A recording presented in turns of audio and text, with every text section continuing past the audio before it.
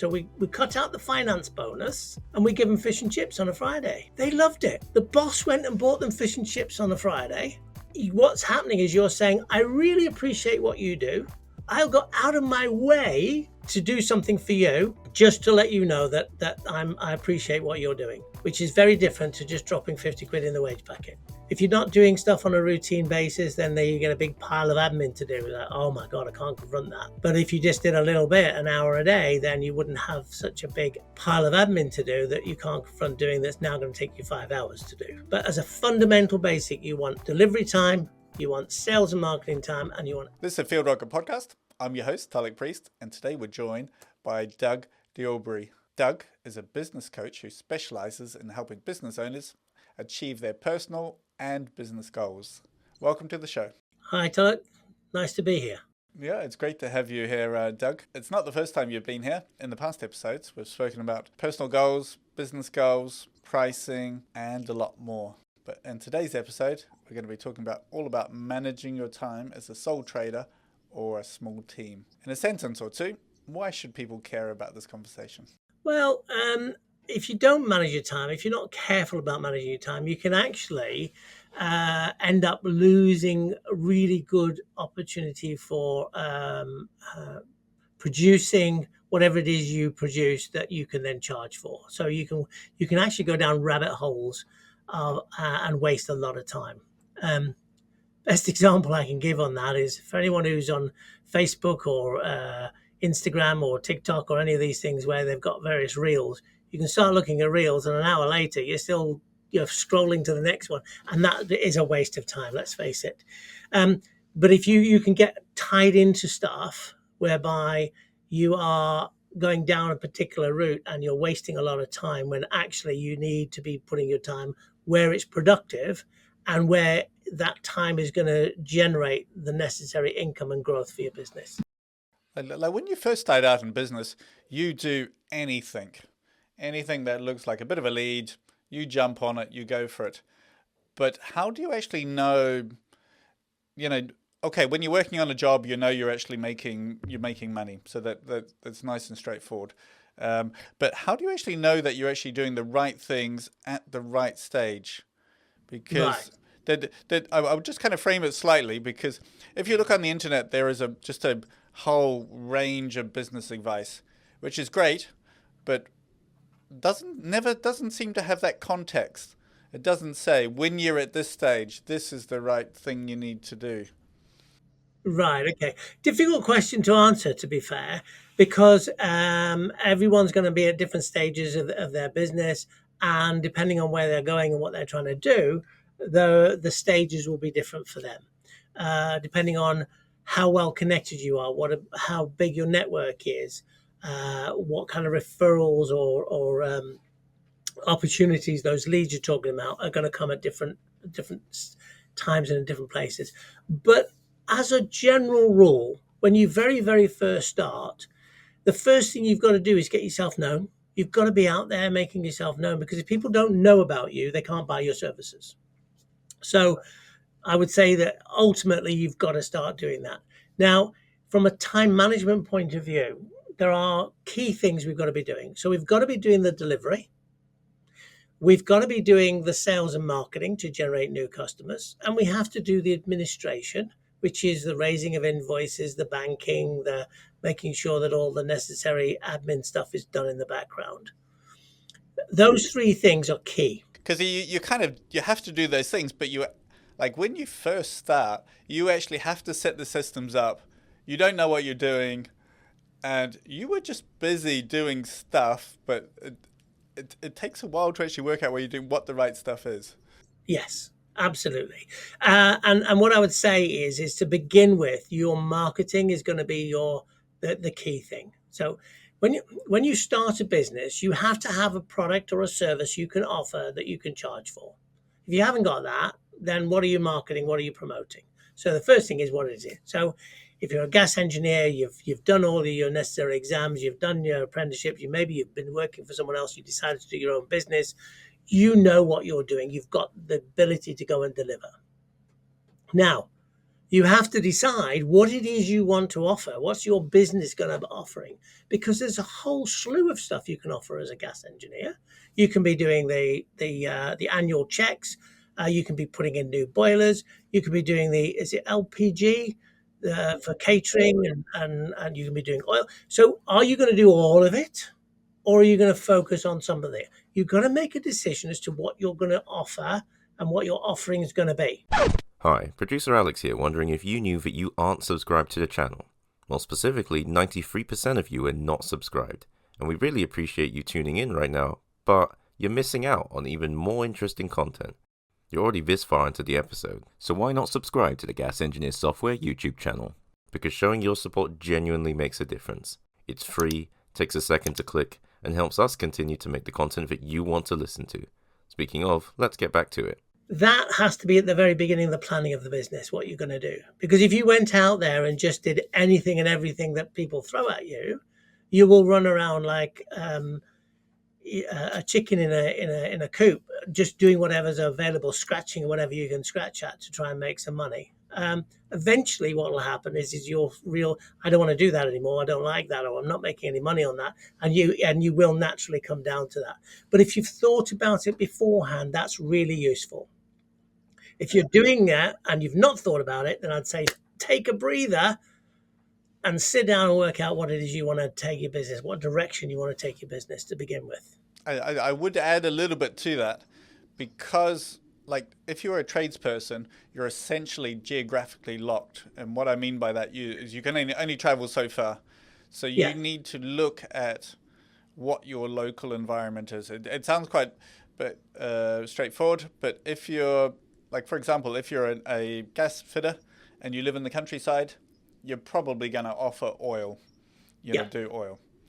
But if you're in the city, you have more choices. And we've seen, like the most successful companies we've seen, they have decided to either focus on servicing or the installs. With the servicing, the nice thing is that, it's much lower risk. You can do a whole lot. And especially if you get into the letting agents, you can do like a whole lot in a row, same block, etc. So it's just a couple of things I wanted to add on to your thing about choosing what you're going to do. Yeah, definitely. And then in line with that, the LPG stuff. If you're out in the country, there's probably caravan parks and what have you that would give you a good living by going and doing those on a regular basis too. So you need to, if you're going to go that route, get your necessary exams done or whatever, and be in a position to be able to do that. So yes, absolutely right. Based off of where you are, your location, what is the best service you can be offering out there? So having understood what that is, you can then go out there, but then tell people that's what you do. Because if you just say, I'm a gas engineer, then it's too big a thing. People are like, well, okay, he's a gas engineer. And they may not go, oh, well, if he's a gas engineer, they don't think about him doing the heating, because they're actually looking for a heating engineer. Whereas actually you could be doing that. So be careful in terms of understanding what your offering is, and then start promoting that as an offering. So in time-wise, you would start off doing sort of 70% of your time marketing yourself, because you haven't got that time to do the delivery, because you haven't got the delivery in. You then start building your delivery up. As your delivery increases, the amount of time you're spending on the job, doing the job, you have less time to do marketing. So there's a natural change of the more work I get, the less time I've got to do the marketing. Now, what I would highly recommend is don't stop doing the marketing. Allocate some time to that marketing, because once you've done the work you've been doing, then you've suddenly got no work, and you look around and go, oh, I need to do marketing again. And now you've got to build some customers again, and you'll have a roller coaster in terms of your business coming in. If you market and then deliver, then go back to marketing and then deliver, you end up in a roller coaster, and your income levels will roller coaster. So you've got to continue your marketing. At the beginning, you're going to do a lot of marketing because there's not enough delivery. If you're not delivering, you should be marketing. So if in summary, that's a really nice little summary. So if you're that first stage starting out, you should be doing marketing or delivery. And then That's where your main focus is.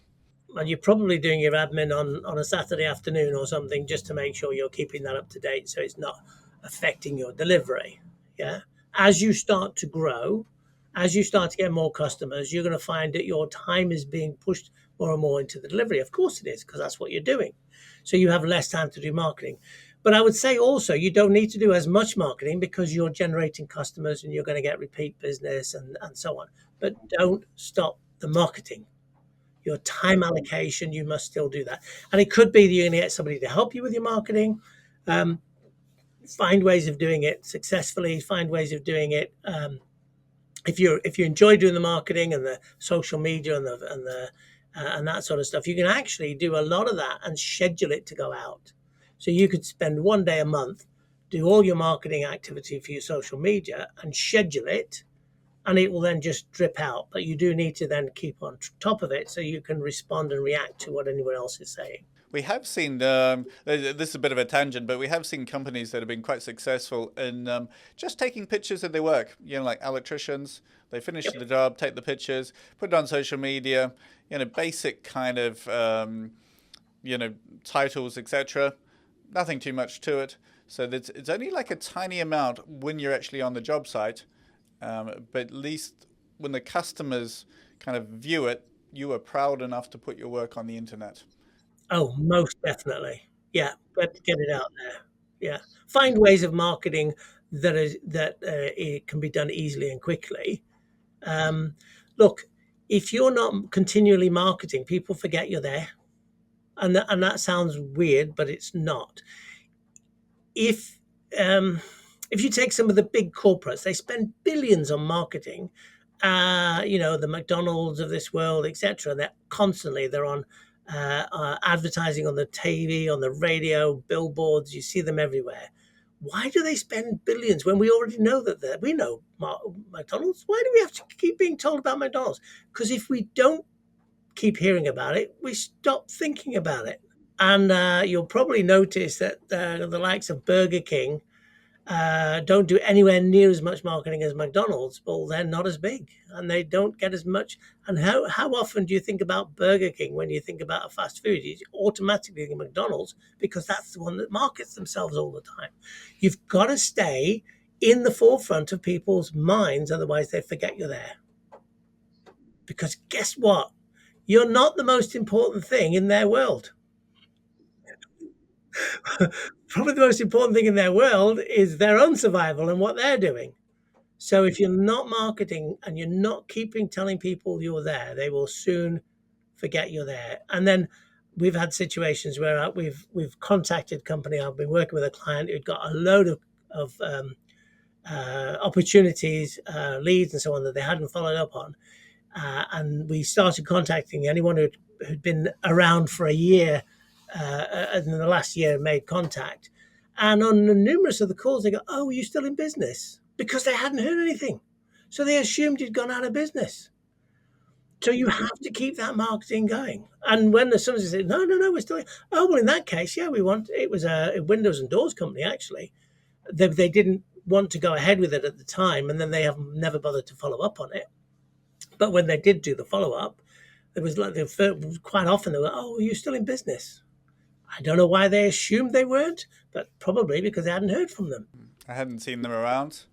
Hadn't seen them around, hadn't seen any marketing, hadn't seen them on social media, therefore they probably don't exist. So, what's the next kind of stage after this? Would you call the next stage is like when you employ the next person or the first person? So as you're starting to grow, you're starting to then having to really consider about your time because there will be more admin to do. And you'll need to make sure that marketing is happening. And now we've got to manage the finances and we've got all of these other things to do. My recommendation is, well, the best time management tool ever is at school, secondary school. So you have secondary school that has 5,000 students or 3,000 students, a large secondary school. They have to get everybody through the curriculum. They have to get all the stuff taught, and then they have to get them through the exams at the end of their 4 or 5 years at the school. And the way they do that is they allocate time, and they have a planner, a school planner for those who are able to remember back to when you were at school, you had a school planner, and you'd have Monday morning, we were on English, and then we'd have a break, and then we were on PE, and then we'd have a break, and we'd have lunch, and then we'd come back, and we were on geography, and then we were on history. And the bell would ring, and everyone would move to the next class. The teachers could only teach for that time they had. If you look at your business, the key things you need to do, so you got your sales, your marketing, your delivery, and so on. You can actually allocate time. So you can say, right, every Monday morning I'm going to do my admin, and every afternoon I'm doing delivery. But Monday mornings I'm doing admin. Tuesday mornings I'll do more delivery because I've got lots in. But on a Wednesday morning I'm going to do marketing each week. So you can allocate time, and you don't have to say what you're going to do. It's just block out time. Now, if you get a sales opportunity comes in and it's your marketing time, well, go and do the sales opportunity. But it's a framework to work with. But then that makes sure that you're actually allocating your time to the various key things that you need to do through the week or fortnight, whatever it is. And if you're managing your finances and you're doing them on a monthly basis, you're raising all your invoices at the end of the month or whenever you're doing them, you've got time for that. If you're going to do it on a daily basis, then at the end of the day, between 5 and 6, you get back home from what you're doing and you raise your invoices and you put your expenses through, whatever it is. Just allocate the time and make it a framework so that it's always the same. You get into the habit of doing all of the bits and pieces you'd need to do. So as the business grows, you have to be more careful with that time management. So you're actually being intentional about where you spend your time, and you have like a default or set kind of times each week that marketing doesn't get dropped when you get busy. Yeah, absolutely. Because otherwise, if you drop, you got to spin plates. If you drop one, then it all goes, it becomes a mess where something else drops and then something else drops because you're focusing on just one thing instead of all 4 or 5 things. So you've got to spend the necessary time on that. I find business quite interesting because it's a bit like a chair. You have to bring up like multiple legs at the same time for it to actually work. You can't just do delivery. You can't just do marketing. And you need that balance and ratio between them. And that changes as the business grows. As you grow, it will change. And then when you start employing people, whether you're having a bunch of subcontractors or they're on the payroll, it doesn't matter. You're still having more people working with you because you can't do it all. Then you've got to put time into management.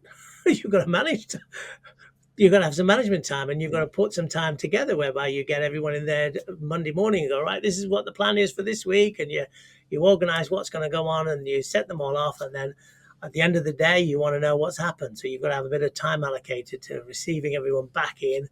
I did this with one of my clients who's they're actually a lawn care company. So they're not garden maintenance, they're lawn care. So they go and put the chemicals and stuff on the lawn and make sure there's no weeds and it goes lovely and lush and green and all that stuff. But every day they had a route that they would have to be allocated a route to go out and make sure they delivered. So there's 2 guys in a van. They had 3 vans altogether. And what was happening is that they were struggling to get these guys to be really productive. So all we did is we put a morning meeting in. It was 15 minutes in the morning where they would get handed the stuff they needed to do, make sure they knew what they were doing. They'd got all the kit and they were set off. And then in the evening when they got back, they'd spend half an hour with them, making sure that they got picked up any messages from clients and this, that, and the next thing, made sure the vehicles were cleaned down and prepped for the next day. And by allocating that 15 minutes in the morning and that half an hour at night, okay, so that's 45 minutes of the time every day, but it increased productivity dramatically in this business. So sometimes when you think of allocating the time to manage, oh, that means I'm not out earning money. Well, actually, what's happening then is just that 2 or 3 people are out earning money instead of you. So there's more money being earned, but you have to manage the time and you have to manage the individuals. So as you start to grow with a smaller team or a couple of extra people, you must put that little bit of time into the management. Otherwise, they're not going to be performing properly. Are you fed up with drowning in a pile of paperwork that comes with running your heating and plumbing business? Gas Engineer Software is an easy-to-use, all-in-one job management system made especially for UK heating and plumbing companies. From handling customer details to building quotes, issuing certificates and sending invoices, Gas Engineer software will help you save time, eliminate paperwork, and make running your business easy. Start a free trial by clicking in the link in the bio. Yeah, so you get that leverage. And I think there's a ballpark figure of for each of your direct reports, it takes around about 10% of your time. So you need to just kind of make sure that, just be conscious of that. So you will have less time. Yeah, so you're going to have less time on your delivering, but instead of just it being one person delivering, you're going to have 3, 4, 5, however many you grow. So don't get hung up on. And so many people who love what they do love to do it, and then nobody can do it as good as me. Well, that's questionable. Nobody does it in the way you do it, but that doesn't mean to say it's not as good as you. If the customer is happy, then the outcome is being produced. The customer's happy, then they're going to pay. Might not be quite the way you do it, but it's good enough to provide that service. So that's one of the things is you've got to allow people to do it. So long as they're getting the outcome, that's what you want. And they may have to do it in a certain way to make sure it's being done properly in the way you want to do it. But then you have to also train people to make sure that they know what you want them to do. So management then becomes part of your time management. You have to allocate time to do the management. But the result of that is you're going to get a much bigger inflow of income into the business. And hopefully, if you've done it properly and you charge them properly, you'll end up with a profitable growth as you go. Okay, so it's just all about just being conscious of where you're spending your time and actually ensuring that you're actually covering all the different areas. Yeah. And I would say, as we said, as I said earlier, in terms of that old, school planner thing, plan your week, plan your fortnight, if it needs to be a fortnight. Some things you'll only do once a month. Just plan it in so that you get into the routine of doing it. Once you're in routines, it actually makes life a lot easier because you don't backlog anything. If you're not doing stuff on a routine basis, then you get a big pile of admin to do. Like, oh my God, I can't confront that. But if you just did a little bit, an hour a day, then you wouldn't have such a big pile of admin to do that you can't confront doing that's now going to take you 5 hours to do. So little bits, constant little bits of stuff. Manage your time to the point where you're able to do all of these bits and pieces. But as a fundamental basic, you want delivery time, you want sales and marketing time, and you want admin time. Okay, and those ratios will just adjust as your business matures.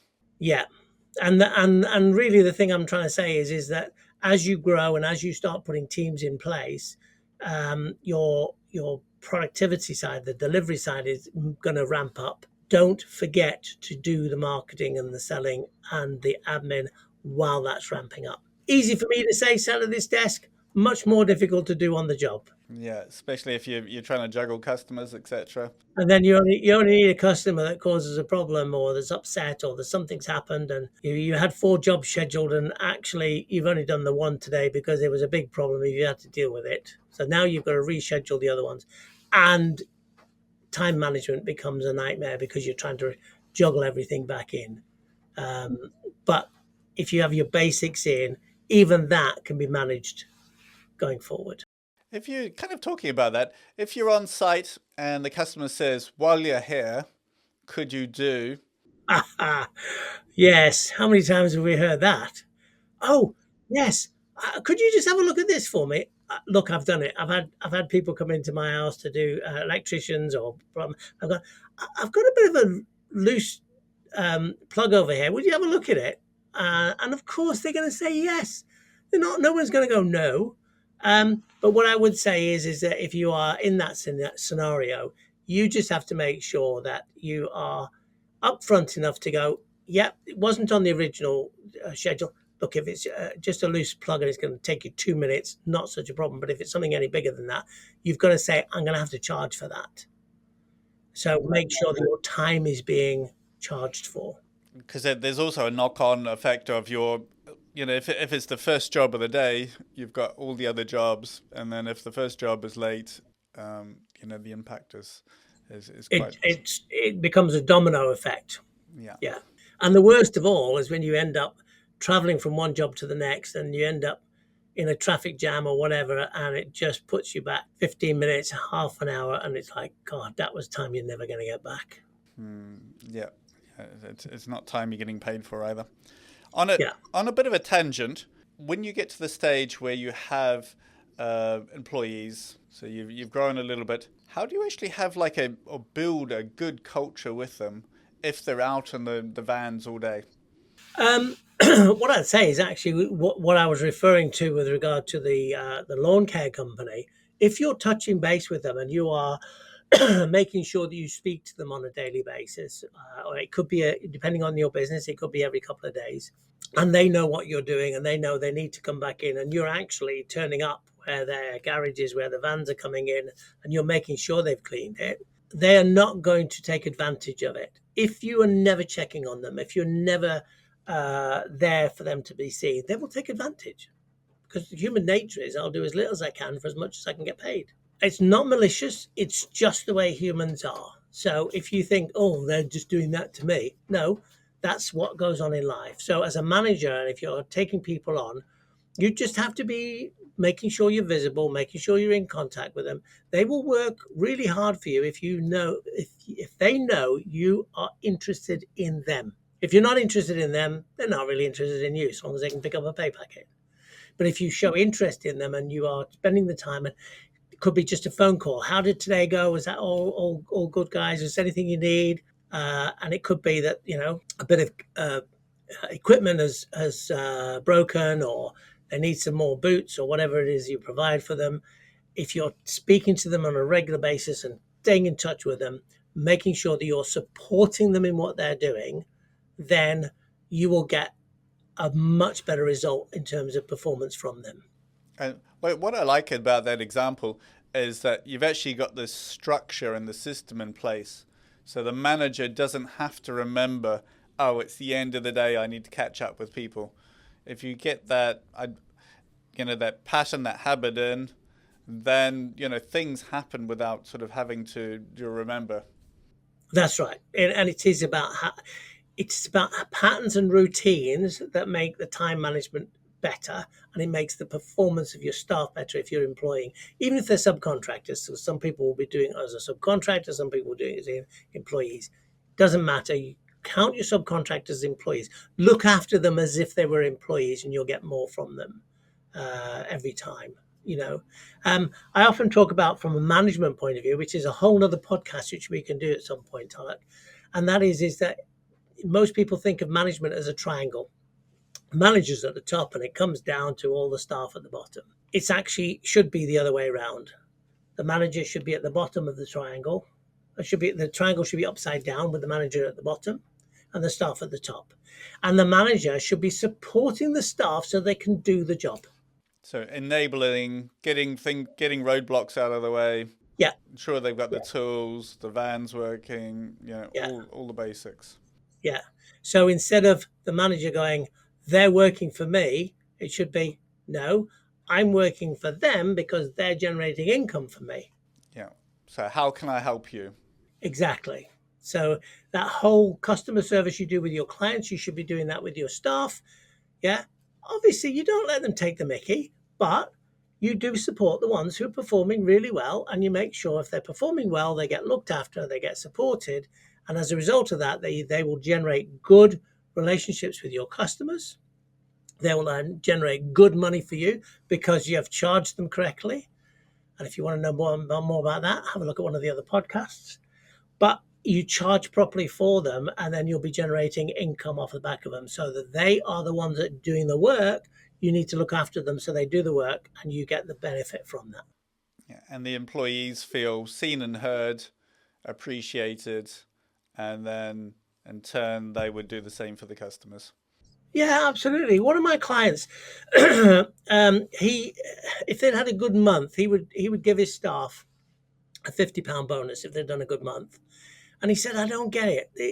They moan about it, that it's not enough, and so on and so on. So I said to him, right, if we have a good week this week, I want you on Friday to buy everyone fish and chips for lunch.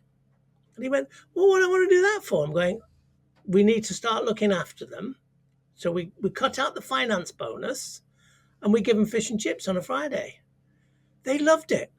The boss went and bought them fish and chips on a Friday. They felt really valued, and the fact he went to the fish and chip shop and brought it back and give it to them, they thought that was fabulous. Well, guess what? That cost him £7 each instead of 50 quid at the end of the month. And they appreciated it far more than the 50 quid.